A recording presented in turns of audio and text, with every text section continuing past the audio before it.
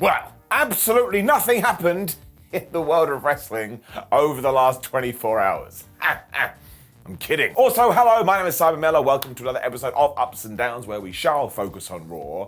But in case you don't know, CM Punk was backstage at WWE last night, and we have a new WWE title that kind of takes the last 1,000 days and burns it in hell. But we're going to talk about all of it. Let us up those downs. And all this blockbuster madness does tie into the start of Raw, because out came Cody Rhodes, and he got a mega pop. He wasn't sure whether he should talk about the upcoming draft or the fact that Brock Lesnar kicked his ass. Whoa. When he went, in fact, let us see some pictures of Brock Lesnar whooping my ass. I was like, this is so strange. Like, imagine that. Here's one of the worst things that ever happened to me. Let's share it again. It's actually really cool though, because Cody got half naked after this, which I get sounds weird, but just bear with me, because he started to show off the scar that he did suffer when he tore his pec, because he was like, oh look, we're in Chicago. This is where I had that Hell in a Cell match, so Brock, if you think you're gonna scar me again, well, you've learnt nothing, and I'm gonna teach it to you. I am your educator.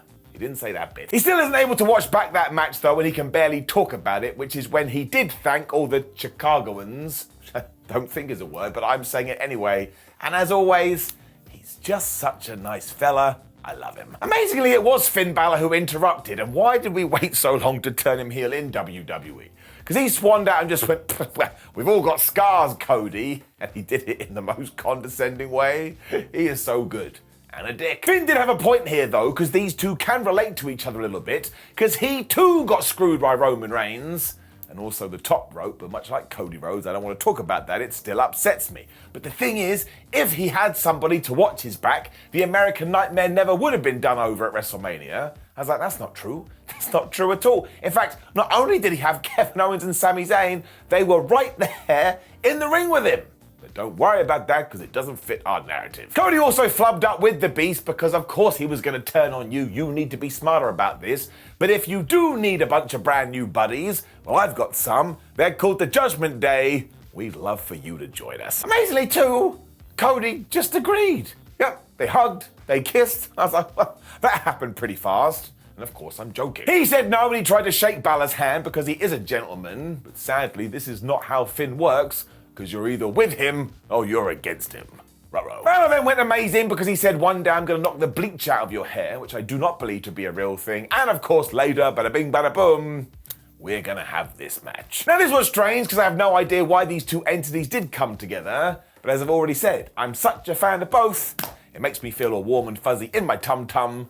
So when I talk to the finger of power, because again, get mad at him, not me, let's get it up. Which is when the LWO was here, and I swear, people have just forgotten. Because they lost again, and everyone is mad. Did you not watch them when they were in WCW, World Championship Wrestling, basically treated them like a joke? So even though WWE has revived them, they're actually sticking to the plan. They're also facing the Usos and Solo Sikoa, so they were never going to get the W here. But I tell you this was just a super duper fun, do you enjoy it in your Tootsie Toes match? Yes, I did. There were also a bunch of dives to start 2023 wrestling when, we cut to the break, and when we returned from commercial, Jimmy and Jay were just in control. So we do have to make our own conclusion, so I'm going to presume that Solo Sikoa was all like, hey, look over here. I know you're called the LWO, and I bet that stands for losers with outfits. Then the Bloodline went, ha ha ha, and the LWO was so sad, they did indeed get attacked. I think that's accurate. Santos Escobar did get the hot tag and he ran wild for a little bit, but you'll be surprised to hear, eventually the Usos distracted the referee, Solo hit that awesome kind of flying mid-air spike thing he started to do, and he got the 1, 2, 3. That's another win for him. The Usos then hit the 1D in order for the Bloodline to stand tall, and I know we are doing this a lot, given what's about to happen in 5 minutes. Who the hell knows where we go from here? Burn it all to the ground. Excuse me, up. It was a good match. Afterwards, Jimmy and Jay also dedicated their big win on Friday, because it is that tag team title rematch, to Roman Reigns. So WWE are going to do it, aren't they? They are going to put the belts back on the Usos, because now, if they do disappoint the Tribal Chief, he's going to have to turn up with like a machete and chop them up into little pieces.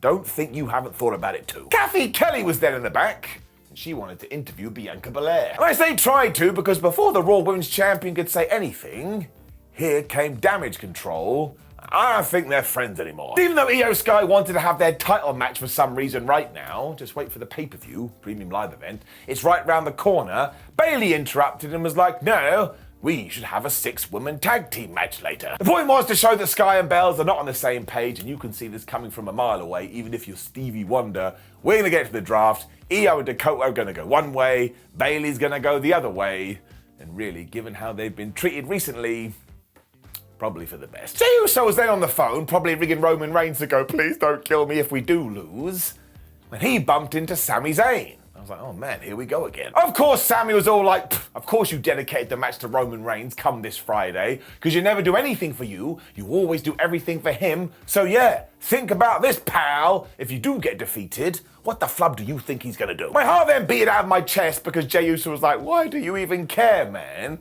But it kind of came across like Sami Zayn does believe in this chopping up potential, and he doesn't want to see it happen. Jey still feels like Sami Zayn has made his choices so he can flub off, but I will tell you this. The fact that these two are still interacting and making it interesting is quite impressive, and it also blows my mind that we just did that match on a random episode of SmackDown. You could have probably done this on a mega pay-per-view, excuse me again, premium live event, but I'm so damn invested in it even at this point, I'm going to give it an up. Trish Stratus was being interviewed next. She is still not happy. Now, Kathy Kelly wanted to know whether Trish knew why Becky Lynch hasn't turned up to Raw for a second week in a row, and Stratus does know. It's because Bex can't handle the pressure of being at the top, but do you know who used to be at the top? Trish Stratus. And do you know who can handle pressure? Trish Stratus. It's why she put Becky Lynch out of her misery, and that's what she's going to do to everyone who crosses her. So man, this Trish heel turn has been absolutely inspired. She is so much better like this, just spitting pure fire. To the point, I'm going to give it an up. I am out of control. And talking about being out of control, this is when I looked into the crowd and what did I see? Give me an up sign. Actually, no, it said, Simeon, give up. So I was in absolute tears, because one, I'd much rather be called Simeon, but two, it sounds like you want me to quit my job, which is fair. I should quit my job. I'm not very good at it, so that's it. I'm out. Please do give it up before we leave and put another one on the sign counter. But this is Simeon giving up. And now I'm back. And thank goodness I am, because at this point, Raw went absolutely bonkers. Because from nowhere, it was the Street Profits versus Cedric Alexander and Shelton Benjamin, who we haven't seen for around about 6 months. I mean, I don't know, you tell me. Ever wonder how a man and his puppet friend are talking at the same time, but with a different tone of voice, even though it has nothing to do with what you were just watching? Or sometimes, much like in wrestling, in life, stuff just happens. So if you are struggling with something in your own life and you don't know what to do, please give us a call on 0800 Stuff Just Happens, and either a human or a puppet will be there to take your call. Wait, I didn't agree to that. Yes, you did. Now, I would be cool with this if we were going to do something with Cedric and Shelton, because they are awesome. But one, this only went 90 seconds, and two, it reminded me that all those teases for the reuniting of the Hurt Business have been flushed down the toilet. It also just went Angelo Dawkins, Spine Buster, Montez Ford, Frog Splash, as they did get the 1, 2, 3. And the whole time we teased that maybe the Street Profits will get broken up in the draft. But don't do that, just treat them like the New Day. You can give them a push of single stars, but make sure they're always linked. There are also rumors hanging around that maybe, just maybe, Vince McMahon changed this show at the last minute. And it certainly felt like that's what this was. So while the match was good, it didn't really go long enough to give it an up. And again, I just feel for Cedric Alexander and Shelton Benjamin. Please let them do something, especially if we are going to do this draft properly. We're going to need teams down. Tell Simon we're going to talk about those ups that he be giving and those downs. So Simon, I'm looking for you. You dipped out when you were interviewing Woods, but I watch every Tuesday. I go and watch him count those ups and count those downs, and so it's all him. That's all him. Yeah. We're gonna have to talk about my ups. When? Oh boy, who saw this coming? Because Triple H's music hit and he was going to make another announcement. I was like, man, if he comes out again and says, I just want to make WWE as good as it can be, I'm going to be sick of it. I know. It wasn't that though, and he did want to address the Roman Reigns situation, because as he nears in on 1,000 days as champion, shouldn't we all give him a round of applause and tell him how great he is? The answer is yes, otherwise he breaks into your house and he kills you. Instantly I did feel worried though, and I was right, because as it turns out, the head of the table has negotiated it into his contract that he doesn't have to defend that title very much. So what are we meant to do as a company? And I was like, well, don't give him that in his deal. I don't make those calls. Now, this is great for Roman, of course, but Triple H is here to fix the day. And I was like, wait a minute, you are fixing a problem that didn't need to be a problem to begin with. This is like really needing the toilet and then going up to your toilet and breaking it and being like, well, how am I going to pee now? This is your fault. So in the draft, wherever Roman Reigns does go, be it Raw or SmackDown, he is going to take his belt with him and it's going to stay there. Oh no, oh no, oh no, oh no, oh no. It also means at the Night of Champions premium live event, we are going to crown a brand new WWE champion. I suppose it will be the Raw one and Roman will go to SmackDown. And that's right, Triple H picked up the cloth and there it was. It's basically the big old gold belt, but it has a massive WWE logo stamped on it. It also ties into the fact that whoever does win this can finally defend it all over the shop. They'll be on actual shows and they'll be on house shows and they'll be here, there and everywhere. And I'll just be straight up with you. I don't like it. Now, as always, wrestling isn't written specifically for me, so I can't enjoy 100% of the segments. And in terms of the real-life Roman Reigns, more power to you, pal. If you can get the breaks and you want the breaks, go and get the breaks. The issue, though, is that when he finally does get beaten for the 1, 2, 3, we have just ensured that it's not gonna mean as much. So that's 3 years. And look at my eyes as I stare off into the abyss. It also makes Cody losing at WrestleMania a little bit ridiculous, and I was a defender of that decision, because after all this time, if somebody had finally beaten the tribal chief and could God, oh my gosh, I'm the person, all that power then transfers to them. It's like a comic book, but now the power is just fluttering away like a kid's balloon. It also feels like WWE just backed themselves into a corner because they gave Roman Reigns such a long reign, and then realize, oh wait, we don't know how to end this, what do we do? Plus the 1,000 days is just around the corner, so why don't we just hold this off and figure out a way to split the world title, sure, if that's what you want to do, but also make sure somebody gets that cover on the head of the table. I also don't understand why this announcement came out of nowhere. I mean, you could have built a whole story around it. Well, I'm pretty sure that down the line this will actually be alright. I can't get past the fact right now that we had a really, really cool narrative. We've just let it slip away. So I am gonna have to give it a down, but as always, I'll wait and see. But yeah, it just wasn't for me.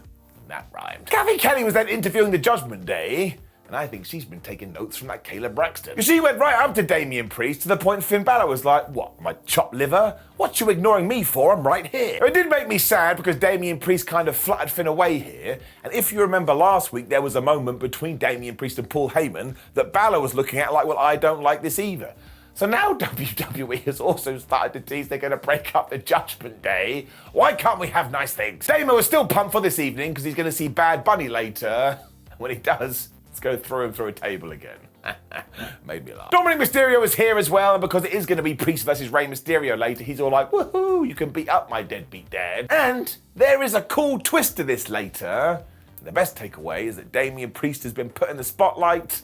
That is very much deserved. We then got another Bronson Reed video package where he's still a nice guy. And I was like, all right, good for you. You should be a nice guy. You're a human being. What's the deal? Well, we got some fallout from the Jey Uso Sami Zayn chat. Because Jimmy was all here going, yeah, man, we're going to win the tag team titles again. When Jay was like, yeah, I mean, we will. Of course we will. What if we don't? Jimbo wasn't worried about this at all until Jay mentioned that he had been talking to Sami Zayn. Jimmy was like, why? Why do you keep doing this? You've got to ignore that fool. He don't know what he's talking about. Jay did stand his ground, though, and be like, look, well, we have lost before, and now we have dedicated the thing to Roman. And even though Jimmy was like, no, man, we're going to do it. We're going to be the best thing ever. You can just see us planting some seeds here. So either they will lose, and Roman, like, decapitates them, we're probably going to split up Kevin Owens and Sami Zayn. I can't take any of it. I do have to admit as well that all of this felt instantly diminished because what we were doing with the world titles, they just have such good chemistry together, and I want to get back to being a positive Pete. I'm giving them an up. When we got this 6-woman tag, it was all right. As it turns out, Bianca Belair had recruited Liv Morgan and Raquel Rodriguez, who are the women's tag team champions, which was basically like a, Io Sky, Dakota Kai, you used to be tag team champions, and so did Bayley, because do not forget she teamed with name redacted. As ever, Raquel threw Liv out the ring into their enemies at one point, and I was like, actually, this is kind of silly, because it's the same gimmick that Braun, Raw, Strowman, and Ricochet are doing. Kind of feel like one of these teams should pick it, the other one should stop. Blair also threw Sky into Rita the ring post at one point, so I'm sure she'll remember that when we get to their match. When basically, Bayley got hit with the KOD, and Bianca just beat her. So that was interesting, but it was already talked about. I do believe it shall tie into Damage Control breaking up. This was kind of just there. And I do have to throw in that maybe we should just be focusing on Bianca and Io for their feud. Makes it better. But again, let's keep the happy train going. Giving it up. When we got a segment with Bronson Reed, Bobby Lashley and Austin Theory, because at the pay-per-view, did it again, premium live event, they're going to be fighting for the US title. Now it turns out this was Austin Theory Live, which is another chat show in WWE. And it also means we're now living in a reality where you could get this many in one show. Because we have Austin Theory Live, we have The Cutting Edge, we have Miz TV, we have Knock Knock Hello, we have A Moment of Bliss, we have the VIP Lounge, and we have the King's Court. Jerry Lawler could come back at any time. Now, I don't want to be that guy. I think that's one too many talk shows. Now, thankfully, Theory did look at this world title, was all like, oh man, one day that's gonna be mine, and that's what we have to keep doing. When he turned his attention to the belt he already holds, he was like, why do I have to defend this? At Backlash, it's a three-way, meaning I can lose my championship without losing it. WWE's favorite story. It's also literally your job, bro, so maybe you should just do it. When finally, after he got booed, he reminded us that he defeated John Cena at WrestleMania. He needs to be more obnoxious with this. If you don't keep talking about it, it won't mean anything. I don't understand why we're not making a bigger deal of it. This is when Bobby walked out and said something along the lines of, I run at obstacles, whereas you run away from them. I'm like, I tell you what, that's good advice for a hurdler. He also told Theory that the idea of this triple threat match was his, which when Austin was like, all right, well, if you're so good at making matches, why didn't you make yourself one at WrestleMania?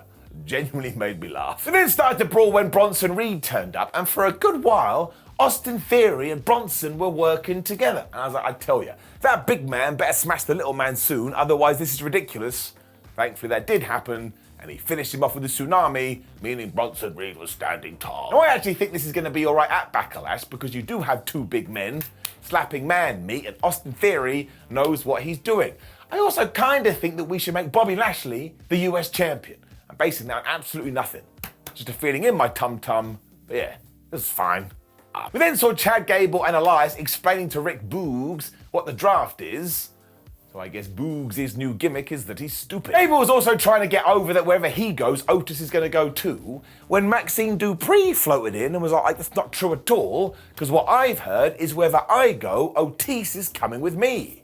What the hell is happening? This is when Mustafa Ali walked in, called Chad a loser, and I kid you not, I am not joking, no matter what else happened on this show, I promise you this is true, the two had a match and Mustafa Ali won. We are in the Phantom Zone. I mean, one, Mustafa is from Chicago, and usually WWE loves humiliating people in their hometown. Two, it only went 90 seconds, and it ended with the most devastating move in all sports entertainment, now available on Pro Wrestling Tees. So essentially, it didn't actually mean anything. But it really was like getting a guitar for Christmas and then opening it and realised it was just a guitar box. You're like, what am I meant to do with this, mum? Bang it like a drum. But look, Ali getting a victory, I am giving that an up because I have to support it. But only giving these two a minute and a half when they could have smashed it. That's nice and easy too. This is getting it down. More Bloodline stuff after this. Because Jimmy had gone to find Sami and told him straight, I am sick and tired of you using everyone to get what you want. Because you use the Bloodline, you use Roman Reigns, you use me, you use my brother, you use Simon's mum. I mean, that's not true, but you just never know. This is when, once again, when we did tease that Kevin Owens and Sami Zayn were going to break up, because Jimbo was all like, listen, you are a bad person, and as soon as KO and you do lose those titles, he's going to smash you up. So I now have this feeling that the Usos are going to win the championships back, and then Kevin and Sam will indeed split up. And look, I don't know how I feel about this. Apparently, I've glued my hand to my face in order to get through it. But as I've already mentioned, over the next few weeks, this is going to be a wild, wild ride. This Raw was bonkers too because there was so much stuff on it. Because we got to Cody Rhodes versus Finn Balor. Wasn't even the main event. I was still super excited about this though, because these two are so damn good, and Cody Rhodes hit a suplex, then Finn Balor hit a crossbody, and when Cody went to do some kind of a dive and he went to the outside, Finn threw him into the announce table. The American Nightmare was like, oh, my ribs. So he's still injured from Brock. When they got back in the ring, Cody was able to hit him with the disaster kick, or the kick of disaster, when Balor was just so good, because he remembered that he did have a bad midsection. So he just stomped on it. What an asshole. It was proper wrestling tennis too, because Rhodes was then back in with the Cody cutter. Finn Balor went for the coup de grace. He missed. All of a sudden, people were going for the most devastating move in all of sports entertainment. When Cody scored with the pedigree, he hit the crossroads. Uno, dos, tres. Cody was so over here, it makes the WrestleMania decision even more nuts. Although there is a counterpoint to that. Cody is still mega over, so maybe nothing matters, and we're all idiots. I definitely am. Really good match, though. And then just bless Seth Rollins. Bless him. Because he stormed to the ring wearing what looked like a tiger he'd murdered and then turned into a suit when he admitted, yes, at Backlash, I am indeed fighting Omos. Because don't forget, we all found out about that randomly on SmackDown. This is when he looked at that brand new world title, though, and decided, you know what, I have to give that worth, I have to give that importance, and flub me did he do it. Because he mentioned that Roman Reigns had never beaten him on his crazy 1,000 days reign, and while he may want to stay at home and smoke on his pipe, some people just want to fight, and that's Seth Rollins. Because the belt represents an opportunity for all of us, and it represents moving the industry forward, and reminds you that this damn thing we called wrestling isn't just about part-timers and people who want to play games. But I could have kissed this guy, he did such a good job, and now that I think about it, he should be the brand new WWE champion. Because it doesn't matter if you give it to Cody Rhodes now, this belt has no lineage, and the whole point of Rhodes winning it is so he could go, I did this for my family. So it will still be an incredible moment, but you took the story and you nuked it. Rollins has also been doing this kind of rehab work for ages, so it's time he got a Barry Horowitz pat on the back, so I am rooting for Seth. Obviously, we then did have to focus on the premium live events, so out came Omos and MVP. They were like, oh, Seth Rollins, we're such a big fan of you, but not the way you dress, and that's why I, made this match. You're a big star, so when Omos beats you, he will become a bigger star. It's Star Wars. Seth also put Omos over big here because he is big and said, look, I'm going to give you the match of your life, but ultimately, when all is said and done, I'll stomp your head into the mat and I'll beat you. That's what should happen. Rollins should beat this guy, which is a massive scalp in terms of WWE, and he should then go on to become the WWE champion. I am all for it. After all of this too, make Omos a good guy. Have you seen him in interviews? He is such a nice fella and he's into anime and manga. You can make that his niche gimmick within a niche, and I promise you, he will come across as something different, which is what he probably needs. Just because he's like 9'2" doesn't mean he has to be a dick. And I suppose we did get an explanation here too, because MVP really pushed the idea that Omos wants to go on to become a champion, and in order to do that, he needs to beat former champions. Maybe next time, just hold off the match graphic until we've had the promo. But mostly for Seth Rollins, giving it up. We then had more segments, but this one was very funny, because we were in the back with Matt Riddle and Kevin Owens, and because Riddle was talking KO's ear off, as soon as Sami Zayn walked in, he was like, oh, thank goodness, where have you been? I mean, he treated Sam like he just saved him from being executed, but when he found out that Zayn had been chatting to the Usos, you could see it in his eyes, and we started to tease the breakup again. Kev is now worried because he doesn't feel like Sami Zayn is focused on Friday when he did walk off, which is when Riddle dropped the line. Hey, Sami, I know what you're going through, because when I was teaming with Randy Orton, everybody thought the Viper was going to drop me. But win, lose, or draw, we were always going to be bros. At this point, somebody should have walked in with a sign that said Kevin Owens and Sami Zayn are going to break up, and I really don't know what I'm gonna do. Which is when we did get to our main event, Rey Mysterio versus Damian Priest. This was good. It all tied into Bad Bunny's arrival, so we did see him turning up at the building, and the ending to this made me laugh out loud. Because as soon as Rey hit the 619, Damien decided, well, I didn't appreciate that, I didn't like it. So he took a chair, and he just threw it right into Mysterio's face. He did it right in front of the referee, who went, okay, well, I'm going to DQ you.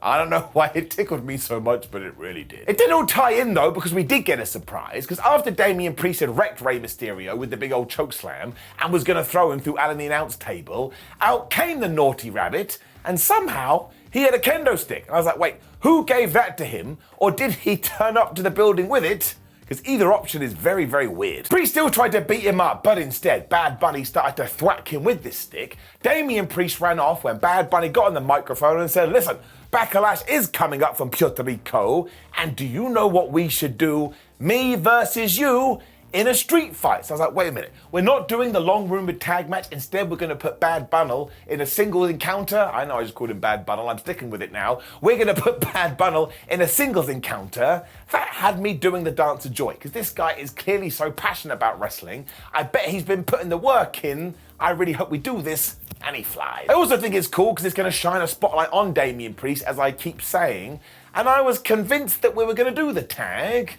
This is better. It was also a great way to end Raw, which was an absolute whirlwind to say the least. I mean, I was exhausted by the end of it, but this bit is getting it up. And I also am going to give the entire episode an up as well, because look, I was never bored. I actually think I want to go in the direction that WWE wants to go in. They have gone full. Some people just want to watch the world burn. But look, as long as I'm entertained, who cares? It's just wrestling, the most important of the non-wrestling things. No, got it wrong. The most important of the...